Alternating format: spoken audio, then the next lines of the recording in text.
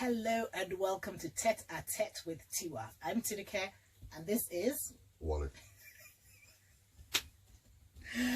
Now, over the years, we've always had people come to us and ask us questions about different things, and we thought it would be fun if we just recorded ourselves responding to some of the questions. So that's what Tête à Tête with Tiwa is going to be about. It's just going to be us having conversations about questions that we have been asked. So a little bit of history. How long have we been married? Sorry, before we get to that, do they know why Tiwa's Tiwa? No, you can explain. Oh, okay. All right, fair enough. And it's quite simple, really. It's Tiwa. Tineke, Wally. Yeah. Tiwa. There you have it. But that's not why. Yeah, no, but that just explains why Tiwa is Tiwa. They don't need to know the real meaning why Tiwa is Tiwa. Do they? We'll tell you that in other days. Actually, quite an interesting, well, I think it's quite an interesting reason. But anyway, yes, so that's why it's Tête à Tête with Tiwa. There you go. So, a little bit of history. How long have we been married? 23 years. 23 years. When did you meet me? 30 years ago. 30 years ago. Yeah. That is so not true. It is.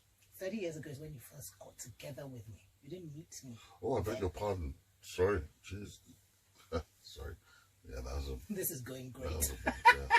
Sorry, that's when we first... Yeah, sorry, that's when we got together 30 years ago. So we met 39 years ago. Yeah, 39 years ago, I believe.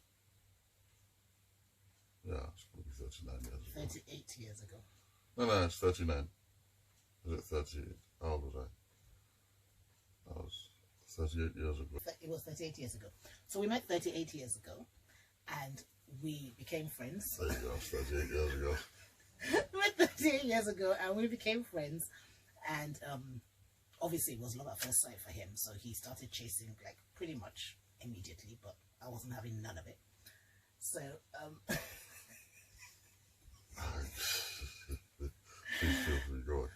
So finally, after being like, pursued relentlessly, I was like, oh, all right then, like, go on then. Yeah.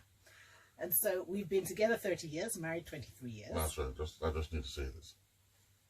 It was love at first sight, both ways. That's all I needed to say. Sorry. Is that all you needed to say? That's all I needed to say. Oh my gosh. So yes, we've been together 30 years, married 23 years, and we have 4 children. We get a lot of questions.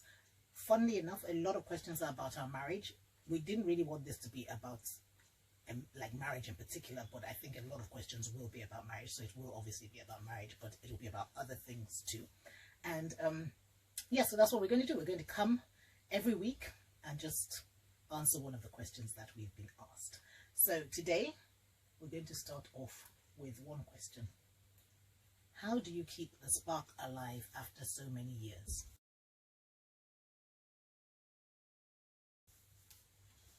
First of all, is the spark alive? So my question was going to be, what do you refer to as a spark? You can't question the questions because we've got the questions now. So right. We have to interpret them how we think. Okay, so I ask you. Okay. What is a spark? What is a spark to you? Oh my goodness. Okay, so the way I understand this question is, how is it that 30 years later we still find each other attractive, we still love each other? That one is easy, that's true. Just look at you. It's easy enough. But yeah, sorry, I can go on. Oh my life! Sorry, this was such a good idea when I had it. Yeah, so how do we maintain, because I guess things change, people change. So how is it that the spark is still alive? Well, okay, so I think it's quite easy. It's not even a difficult thing. In our case, that is, I think. We've retained, I believe, most of the things that made us, that got us together in the first place. Okay. So, for instance, beauty, wit, character, very important. That was a very major thing. So yeah, wit, character, beauty, and your attributes, which are, you know, selflessness. Okay, this is not a kindness. toast to Excuse me, no, session. no, that's what I'm doing. I'm actually telling you why, right? Because I imagine if you become a bit of a wench in between, you know, it might have dulled somewhat. Stop making me laugh till I snort. Sorry. Goodness gracious. So you snort when you laugh. Sorry, I didn't say it. Sweet. Yes. So, yeah. So, I think. Well, now I can't say the same for me, but I believe I haven't changed much. I might have put on some weight, but you know. So have I. Yeah, okay, but, so effectively, what you're saying is that the spark is not really necessarily a physical thing; it's a total package. it's all encompassing, yes. Because what makes you you? What are the things that cause that spark in the first place? Is the things I've just explained. And they're still there.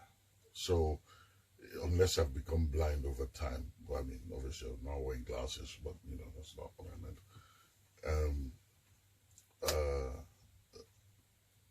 I can still see those things. I can still feel those things. And so there really is no, where's it going to go?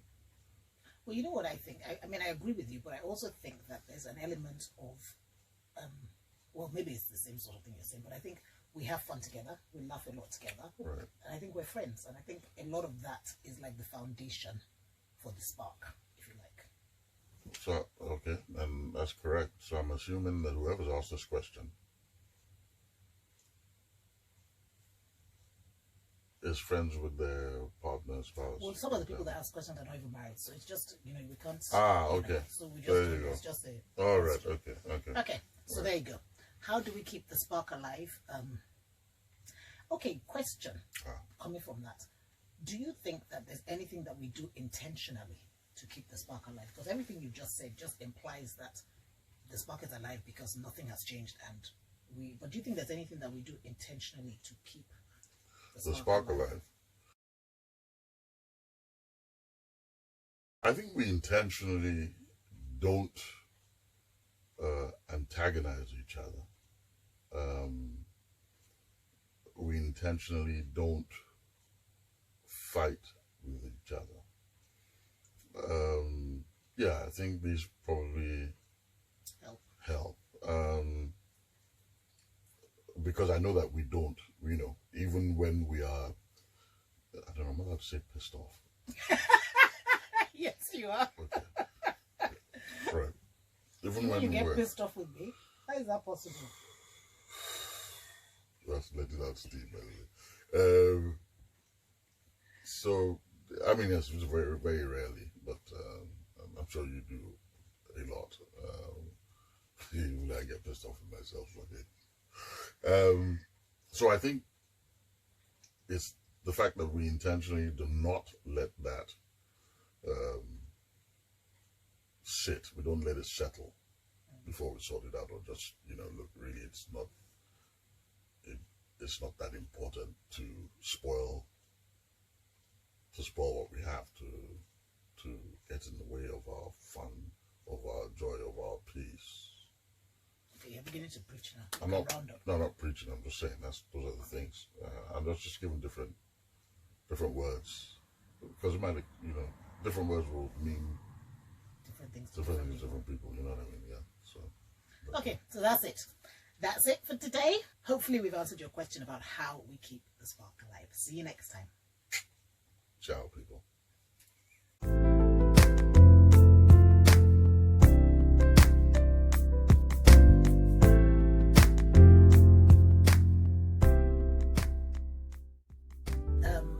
How do you speak? That's it for today. How do we keep the spark alive? Yes, we intentionally. Can we put that in bloopers? Yeah. Yeah. No, sorry. Yeah. How do we get? Go on. Sorry. We intentionally.